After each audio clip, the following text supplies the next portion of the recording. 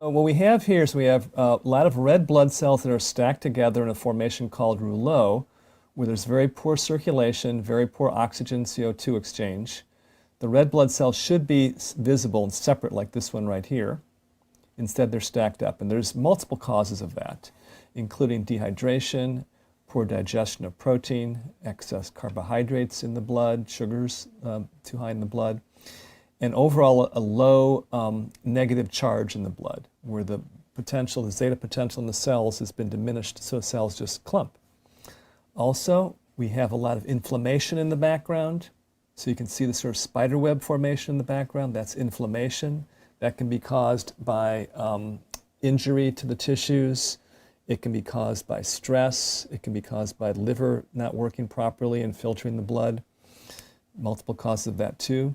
Here we can see a very small white blood cell, actually. In the case of this blood sample, the person's white blood cells were too small. You can see this one here too. They should be 2 or 3 times the size of the red cells, and they're about maybe 1.5 times the size of a red cell.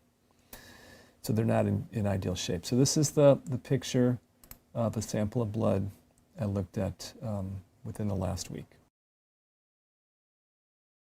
So after that last sample of blood we looked at, the person did a 1-hour treatment with a frequency device called a Healy, which sends microcurrent and specific frequencies into the person's body. And that was 60 minutes. It was on a program called Immune System. So immediately after that treatment, I looked at her blood, and this is what we saw. It was about 50% of the blood improved. So instead of being stacked up, the red blood cells, you can see them here, they're separate. They actually can exchange CO2 for oxygen now.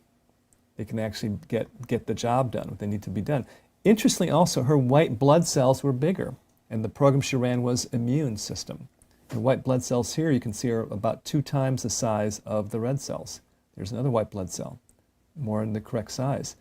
Some of the inflammation is gone too. The background doesn't have all that spider web type fibrin in the background. Let me run the video here a little bit. You can see overall the blood is a lot better. I would say it's a good 50% better in terms of the viscosity of the blood. The blood cells are actually moving. They're not all clumped. So essentially what happened is that we increased a lot of negative charge into the blood. And that negative charge helps the cells separate from each other. So they have more of a surface area to get oxygen. And they have a lot more flow and movement of nutrients and energy through her body. And that's what her blood looked like literally 1 hour after the first sample, after she did a 1-hour treatment on Immune System.